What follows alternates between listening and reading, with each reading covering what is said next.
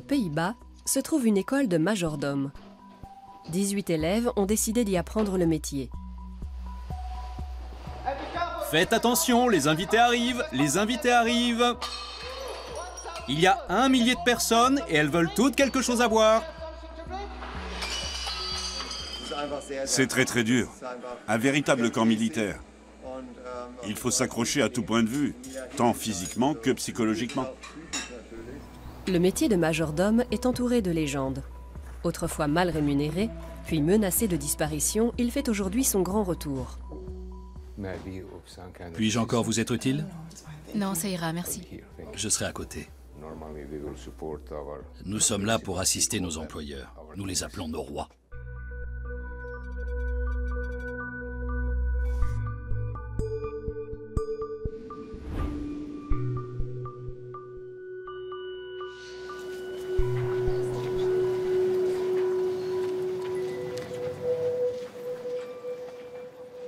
Mais majordome est-il vraiment un métier de rêve? C'est en tout cas ce que pense Matthias Schulz. Ce responsable logistique quitte son 2 pièces à Hambourg pour se rendre à l'International Butler Academy aux Pays-Bas. Il part s'y former au métier de majordome professionnel durant 10 semaines.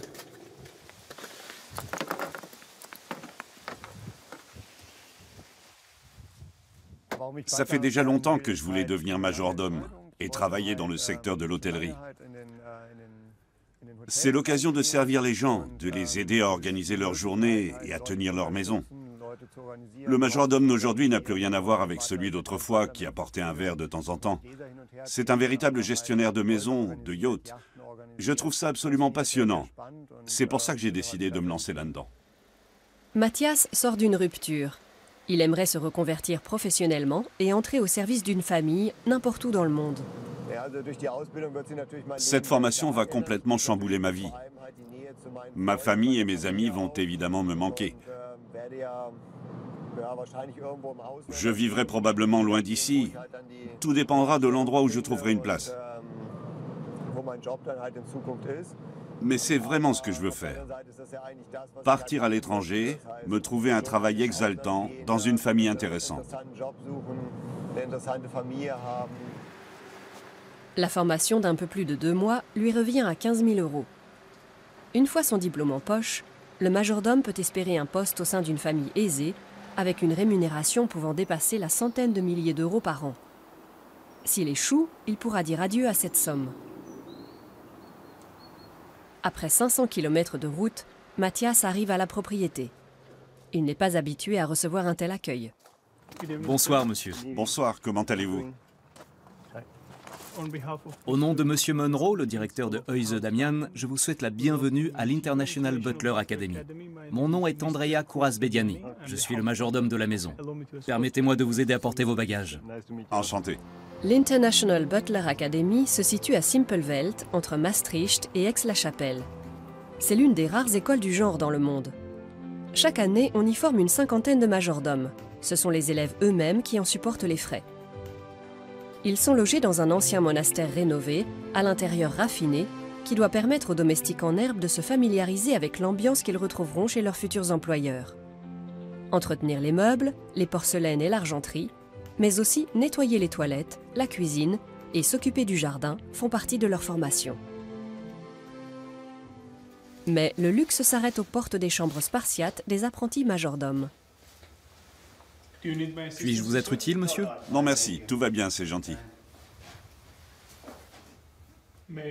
Puis-je fermer la porte, monsieur? Ce serait aimable à vous, merci.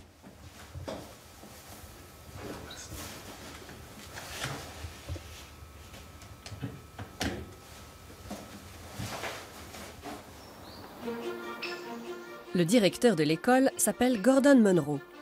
Il était lui-même majordome et encore avant, comédien. Certains considèrent ça comme un métier de rêve. Et pourquoi?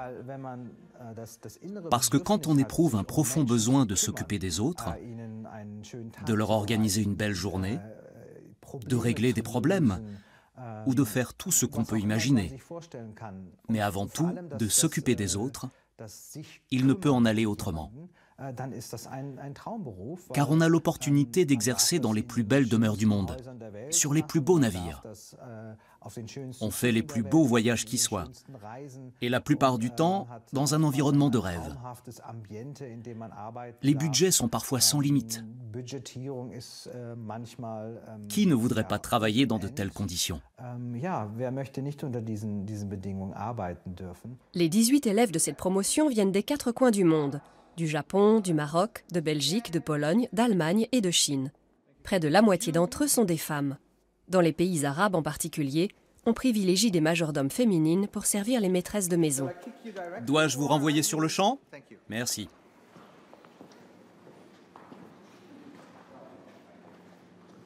Bien. Alors, les mains se balancent de gauche à droite. C'est très simple, n'est-ce pas? Et on s'arrête.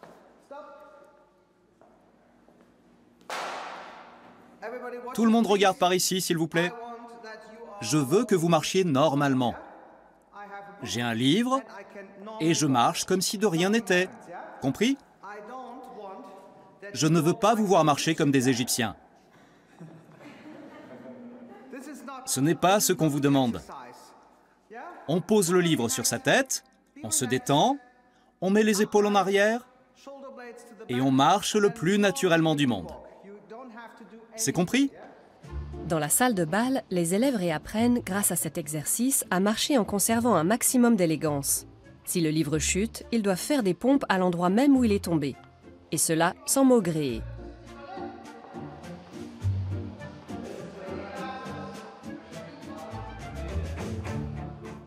Bien, Berlin. Les noms de villes sont des codes qui indiquent les changements de direction. J'ai dit 180 degrés, c'est-à-dire un demi-tour complet sur la gauche. Écoutez et enregistrez. Il faut être très attentif pour savoir de quel côté se tourner. Et quand il dit Paris, on doit retrouver notre binôme et échanger nos plateaux. Ça demande une concentration extrême, parce qu'il faut à la fois garder le livre et les verres en équilibre. Ne rien faire tomber. Jusqu'ici, tout va bien. Faites attention, les invités arrivent. Les invités arrivent. Allez, allez, protégez vos verres. Allez, ça se bouscule par ici. Il y a 1 millier de personnes et elles veulent toutes quelque chose à boire.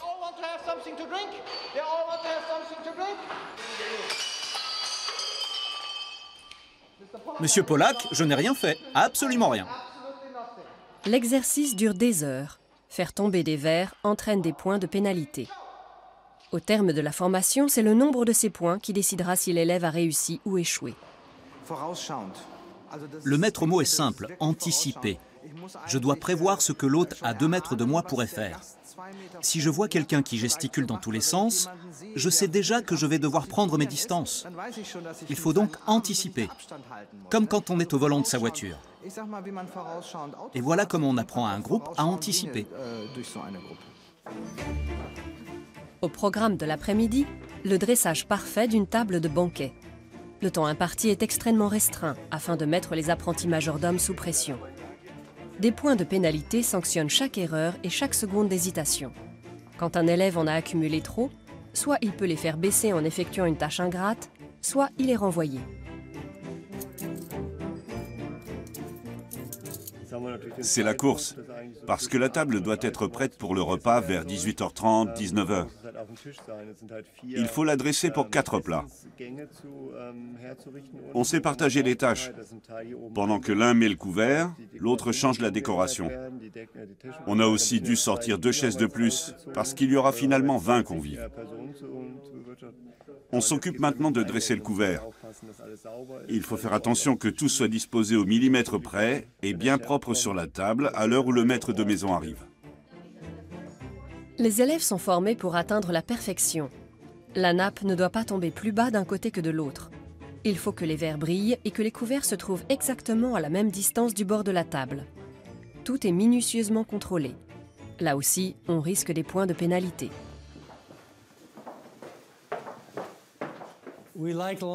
On aime que tout soit en ligne, droit, centré. En particulier, tout ce qui est sur la table, aussi bien les couverts que les verres. Tout doit être bien aligné.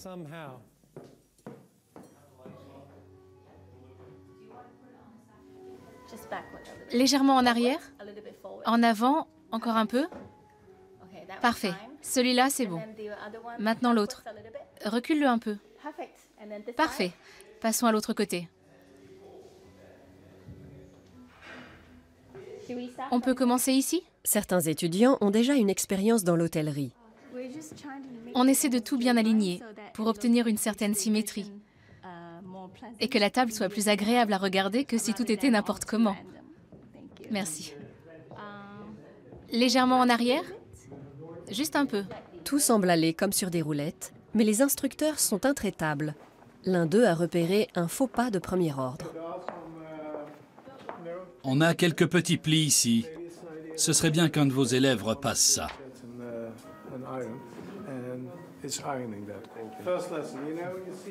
Leçon numéro 1. Vous voyez qu'ici, nous avons de petites ondes sur la table, ce qui n'est pas souhaitable, cela va de soi. Alors nous allons passer un coup de fer. On repasse toujours vers le bord, jusqu'à ce qu'il n'y ait aucun pli. À vous. Non. Voilà, Monsieur Schulz, pourquoi il est si important de faire cela avant de dresser la table. Et j'ai remarqué autre chose. Si vous laissez votre fer comme cela, vous savez ce qui va se passer? Il est chaud et il va brûler la nappe. Toujours être vigilant. Bien, merci beaucoup. Toujours être vigilant. Bien, merci beaucoup. Merci. Le ton de l'instructeur est plutôt arrogant et sans appel. Toute objection serait malvenue. Comme ça? Oui, voilà qui est bien mieux. Parfois, vous avez tout dressé, absolument tout est prêt, et le client ou le maître de maison dit finalement « Tiens, on pourrait aller manger à New York, prenons notre jet et allons dîner là-bas. » Cela peut aussi arriver. La journée est longue. Il est maintenant 21 h, c'est le moment de passer à table. Mais pas pour les domestiques stagiaires. Ils ont encore beaucoup à faire dans les cuisines. Ils ne pénètrent dans la salle de bal que pour servir les formateurs et les invités. Vers minuit, leur journée n'est toujours pas terminée. Mathias monte dans sa chambre, mais pas pour dormir, pour se changer.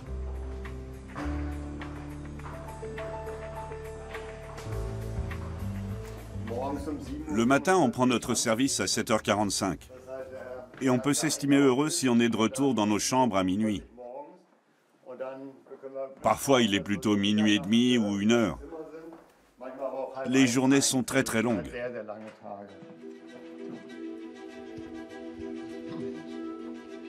Tout doit de nouveau aller très vite.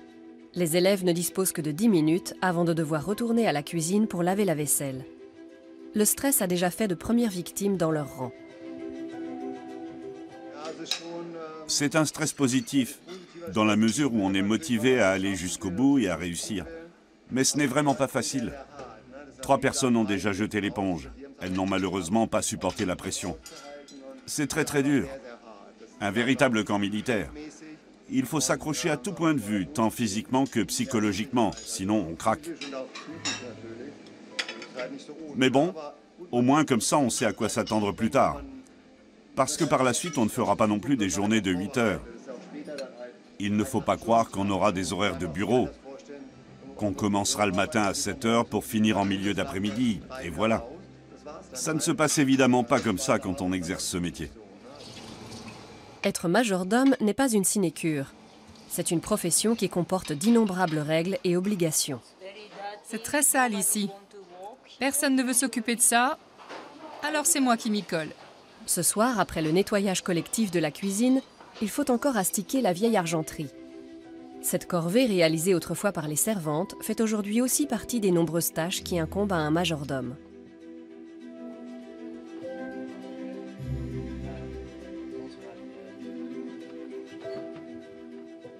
Chaque pièce du service sera scrupuleusement vérifiée par les instructeurs. Mais la journée à rallonge commence à se faire sentir.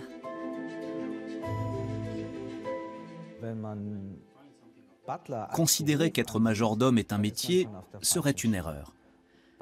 C'est choisir, comme j'aime à le dire en anglais parce que ça sonne mieux, un lifestyle.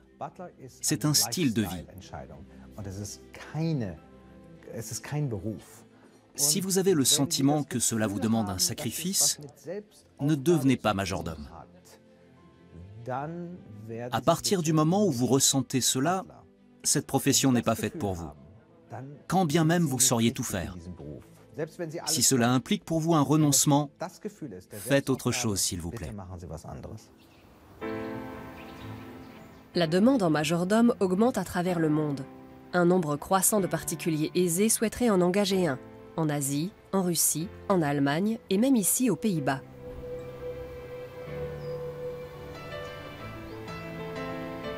Victoria Wilden vit dans les environs d'Aix-la-Chapelle. La châtelaine et hôtelière de 34 ans aimerait elle aussi s'offrir les services d'un majordome. Daniel, peux-tu déposer ça sur le rebord de la fenêtre pour que les autres puissent se servir? Et où en sont les réservations pour ce week-end? Aujourd'hui, Victoria va engager un majordome à l'essai. Pour ce faire, elle s'est adressée à l'école de Gordon Monroe. Pour moi, un majordome se doit d'être très discret et en retrait. Il faut qu'il soit présent, mais pas trop. Que je puisse lui confier des tâches que je réaliserai moi-même, ou que d'autres employés feraient en temps normal. Comme servir le thé, me conduire à un rendez-vous. Bref, tel que je le conçois, il endosserait le rôle de plusieurs personnes à la fois, tout en étant très en retrait pour qu'on ne le remarque pas. En raison de sa position sociale, Victoria tient à ce que son futur majordome dispose également de compétences en matière de protection rapprochée. Elle a un rendez-vous avec Goran Turk, un ancien officier militaire sorti de la Butler Academy.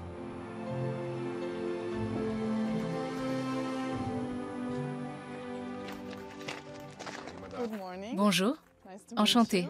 De même. Voulez-vous entrer pour que nous ayons une petite conversation à propos de cette journée? Avec plaisir. Goran est domestique professionnel. Au terme de sa carrière militaire, ce Croate de 55 ans a d'abord travaillé comme conseiller en sécurité pour des particuliers et des entreprises.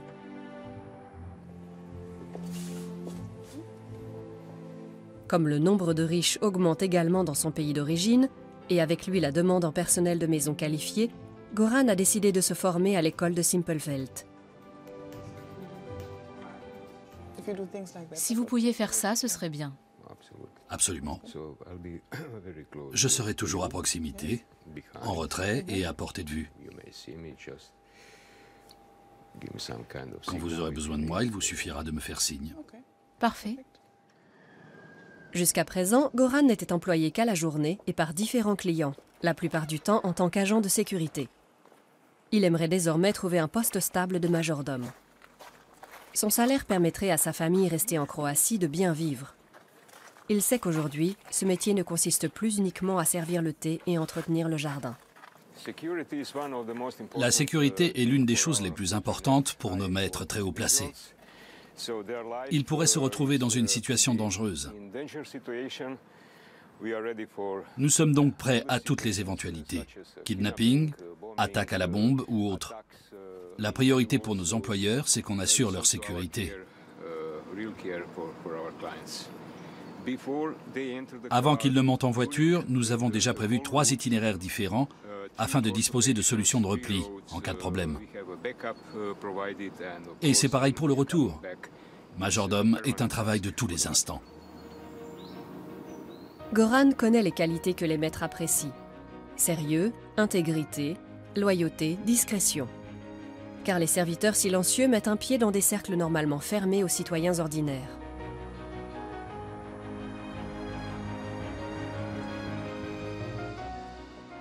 Première étape pour Victoria, un magasin d'ameublement raffiné à Aix-la-Chapelle. Elle veut acheter de nouveaux tissus et éléments de décoration pour son château.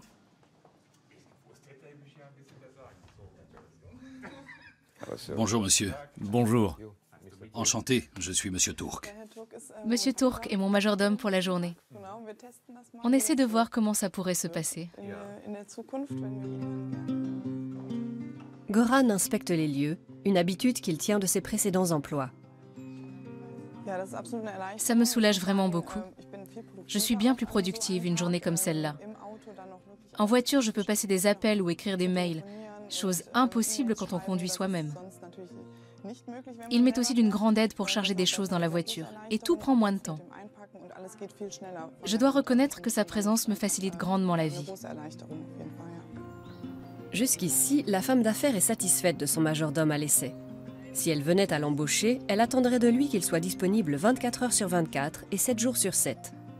Il disposerait bien entendu aussi de temps libre, mais il devrait toujours se tenir prêt au cas où elle le solliciterait. Refuser serait inenvisageable, mais une rémunération généreuse viendrait compenser cette contrainte.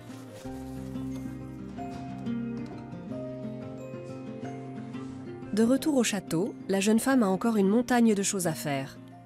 Dans son bureau, elle doit s'occuper de la correspondance commerciale et dans l'après-midi, elle attend des invités pour le thé.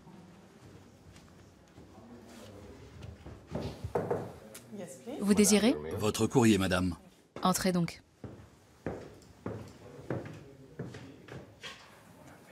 Parfait, merci. Puis-je vous être encore utile? Non, ça ira, merci. Je serai à côté.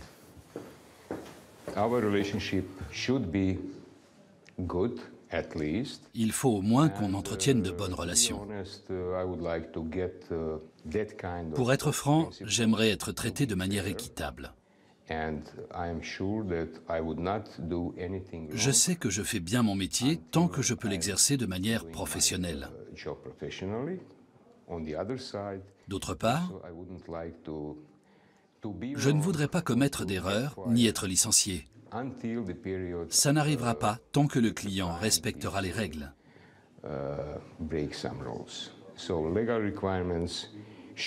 Il faut donc poser des exigences et qu'elles soient respectées par les deux parties.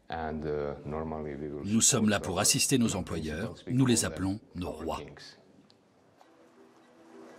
À l'école de majordome, une nouvelle journée de formation débute. Le programme d'entraînement est intensif. En 10 semaines, les élèves vont apprendre à entretenir des véhicules de luxe, bien s'occuper des animaux, connaître les techniques de chasse, gérer un foyer et bien plus encore. Aujourd'hui, direction Maastricht pour une leçon importante, de la bonne manipulation de cigares coûteux.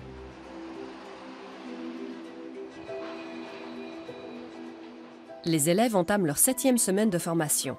Ils travaillent jusqu'à 16 heures par jour. Le stress et le manque de sommeil minent leurs forces.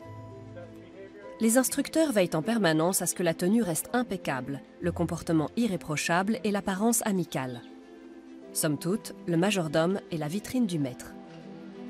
Les non-fumeurs doivent eux aussi participer au cours du jour, sous peine de points de pénalité ou de renvoi. On est de moins en moins. Seuls les plus endurants peuvent tenir les 10 semaines. Les plus forts. Reste à savoir ce qu'on entend par fort. Certains ne tiennent pas le coup mentalement quand d'autres n'arrivent pas à intégrer toutes les connaissances. Certains ont dû rentrer chez eux, l'un parce qu'il a une entreprise à côté, un autre parce qu'il n'imaginait pas cela comme ça, et un troisième pour cause de maladie. Les raisons sont variées.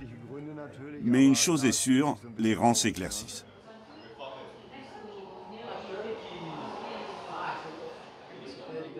Mon premier cigare. Moi aussi.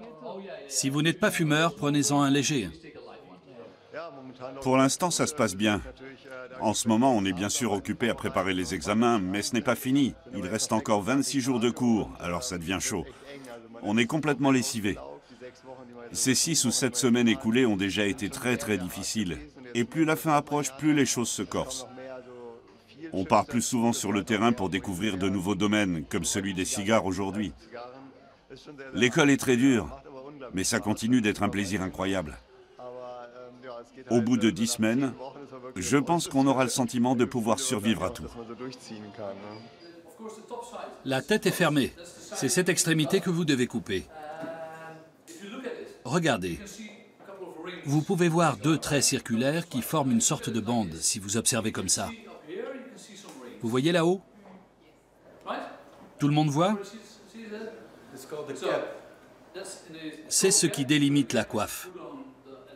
Elle est placée tout à la fin de la fabrication d'un cigare. Et c'est cette partie que vous devez couper. Les cigares peuvent rapidement coûter une petite fortune. Voilà pourquoi il est extrêmement important de savoir bien les manipuler.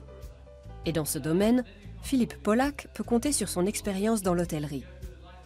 Cet Autrichien sait que les cigares revêtent une grande importance chez certains maîtres de maison. Il faut savoir qu'à chaque occasion, déjeuner, dîner ou repas d'affaires, correspond à un cigare particulier. Comme on l'a aussi appris, les cigares les moins chers coûtent 5 €. Mais le prix des premiums peut grimper jusqu'à 100, 200 €, voire davantage. Alors si vous faites n'importe quoi, ça peut faire grincer des dents votre maître. Servir le thé, veiller à la sécurité d'autrui et maîtriser la manipulation de biens de luxe les yeux fermés, est-ce à cela que ressemble un métier de rêve? Retour chez Victoria. La journée d'essai de son nouveau majordome n'est pas encore terminée. Des amis de la châtelaine passent pour le thé. Bonjour mesdames, soyez les bienvenus au château Wittem. Goran reçoit les invités dans les règles de l'art. Passer de la peau d'un soldat dans l'armée à celle d'un majordome dans le civil a constitué un grand changement pour lui. Dans sa précédente vie, l'ancien officier croate a vécu de près la guerre froide, la désintégration de la Yougoslavie et l'intervention des Nations Unies. Aujourd'hui, il porte des sacs à main, sert du thé et ne se départit jamais de son sourire. Même lorsqu'on parle de lui comme s'il n'était pas là.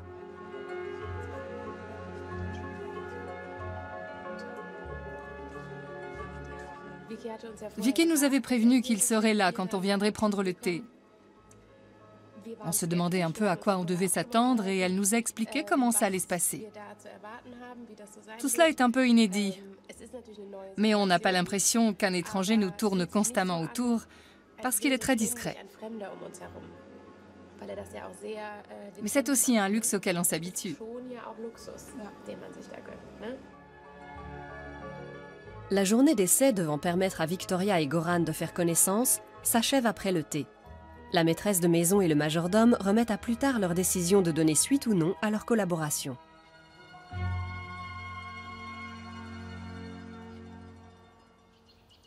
Retour à l'école de Simpelveld. Les 10 semaines de formation de Matthias touchent à leur fin. Elles ont été intensives, mais il en ressort très heureux. Il a investi 15 000 € pour devenir majordome. S'il n'obtient pas son diplôme aujourd'hui, son grand rêve partira en fumée.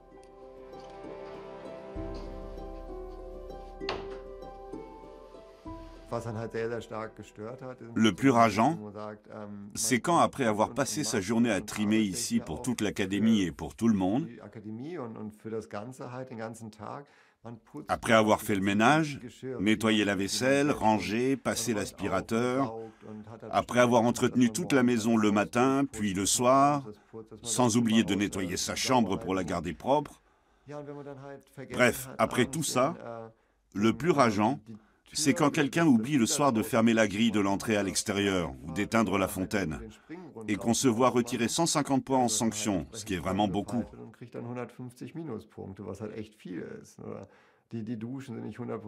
C'est rageant quand quelqu'un n'a pas parfaitement récuré les douches ou a laissé la lunette des toilettes levée parce que ce n'est pas dans sa culture. Mais il faut avoir l'esprit de groupe, on doit travailler en équipe. Parce que s'il ne la baisse pas, on est tous sanctionnés. On peut tous perdre une centaine de points. Ce n'est pas rien. Et à la fin, ça peut vous coûter cher. Sur 18 étudiants au départ, 5 ont dû ou voulu quitter la formation.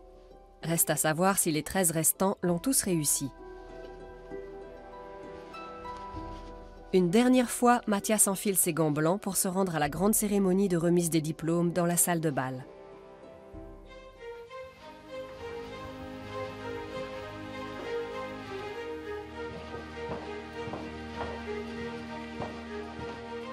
Majordome, un métier qui a nourri beaucoup de fantasmes. Souvent mal rémunéré autrefois, ridiculisé dans les vieux films, à 2 doigts de disparaître, le majordome renaît aujourd'hui de ses cendres, et ce pour diverses raisons. Certaines personnes riches sont très occupées et veulent elles aussi pouvoir passer plus de temps avec leur famille, quand d'autres cherchent à afficher le prestige de leur statut en se parant d'un serviteur de l'Europe d'antan. À travers le monde, le nombre de super riches augmente.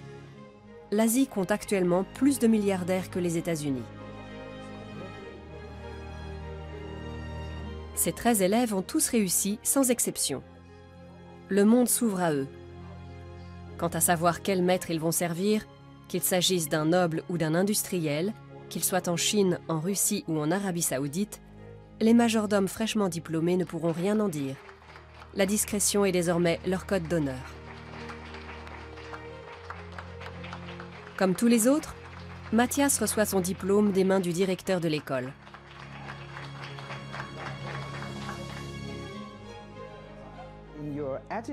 Votre attitude et votre comportement sont absolument irréprochables. Et comme vous le savez tous, l'attitude et le comportement comptent pour 50% dans le diplôme. Vous avez l'expérience de la vie, je le vois. Je suis donc intimement convaincu que vous n'aurez aucun mal à trouver une place dans une élégante maison. Félicitations.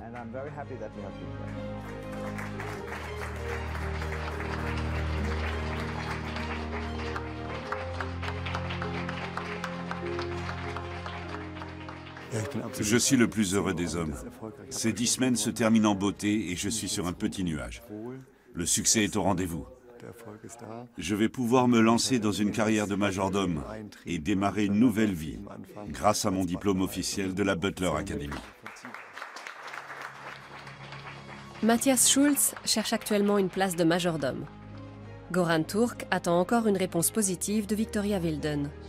Elle aimerait faire passer un essai à d'autres candidats avant de prendre sa décision. Les majordomes sont une race d'hommes et de femmes à part, et ce n'est pas prêt de changer.